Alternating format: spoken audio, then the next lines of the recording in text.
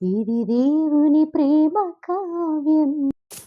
ప్రియ సహోదరి సహోదరుడా, ఈరోజు దేవుని మాట మత్తయి సువార్త 11:30 నా కాడి సులువుగాను నా భారం తేలికగాను ఉన్నది. సాతాను వేసే కాడి పాపపు కాడి బహు భారమైంది. ఆ బరువు కాడిని విరిచివేసి ఉన్నాడు ప్రభు. క్రీస్తు సువార్త అనే కాడి అత్యంత సులువైంది, సంతోషకరమైంది. క్రీస్తుని సేవించడం సంతోషకరమైన పరిచర్యగా ఉంటుంది.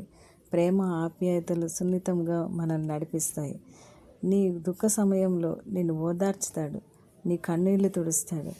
నీ కష్ట సమయంలో నీ పరిస్థితులు అన్నిటినీ, నీ భారం అంతటినీ ప్రభు పైన వేసుకొని నేను హాయిగా సంతోషంగా ఉండేలాగా దేవుడు నిన్ను తాకుతూ ఉంటాడు. నీ ప్రాణంకు విశ్రాంతిని ఇస్తాడు.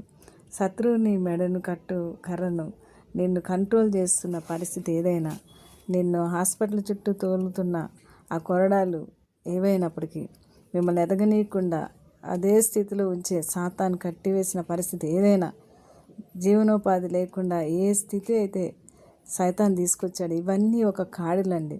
ఈ కాడిలో ఎటువంటి కాడి అయినా దేవుడు విరిచి ఉన్నాడు. నీ ఇంట్లో మనశ్శాంతి లేదని చెప్పి బయట తిరుగుతున్నావా? నీకు మంత్రాలు చేశారని భయపడుతున్నావా?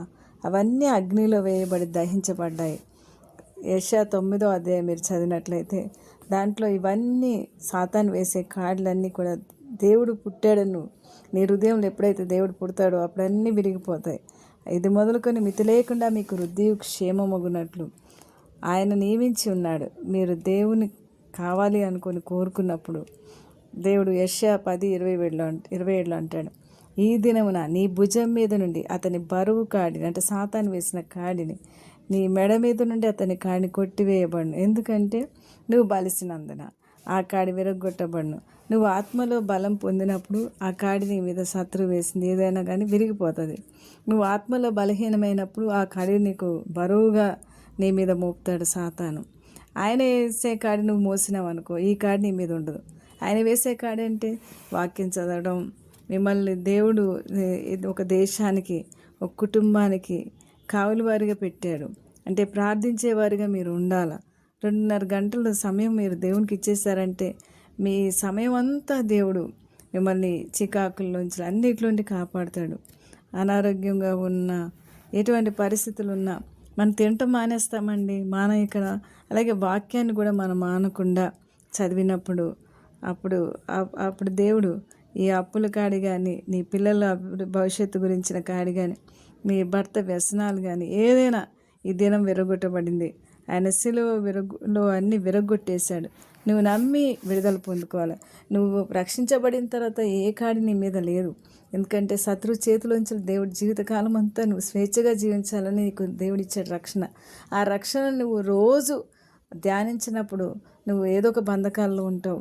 ఆ బంధకాలన్నిటి నుండి నువ్వు విడుదల పొందుకున్నావు డిక్లేర్ చేయాలి ప్రతిరోజు కూడా. నువ్వు విశ్వాసంతో పలికినప్పుడు ఏ కాడి నీ మీద ఉండదండి. సంతోషంగా నువ్వు జీవించగలుగుతావు. ప్రార్థన చేసుకుందామా?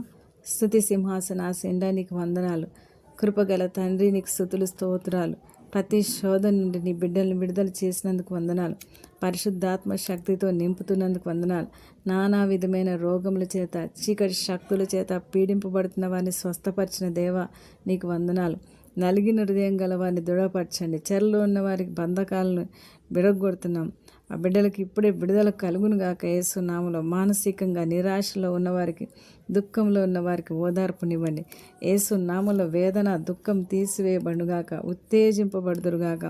పరీక్షల్లో జయం వస్తుందో లేదో అని చింతిస్తున్న బిడ్డలకి ధైర్యపరచండి. వివాహం కాని బిడ్డలకు వివాహం జరుగులాగా వారికి ఉన్న ఆటంకాలు తొలగించండి. ఉద్యోగం లేని వారికి వారి జీవితంలో ఒక మార్పు కలగజేసే మంచి ఉద్యోగం ఇవ్వండి. ప్రతి కట్లు యేసు నామములో తెంపబడుగాక. ప్రతి ఆత్మబంధకాలు యేసు నామములో కత్తిరిస్తున్నాము. ప్రతి ఒక్కరిలో దేవ ఏ విధమైన ఉన్న వాటిలోంచి అన్నిటి నుండి విడుదల పొందుకొని దీవెనపడుదురుగాక, ఆశీర్వదింపబడుదురుగాక, వర్ధిల్లుదురుగాక. యేసు నామములో అడుగుచున్నాను తండ్రి. Amen, amen, amen.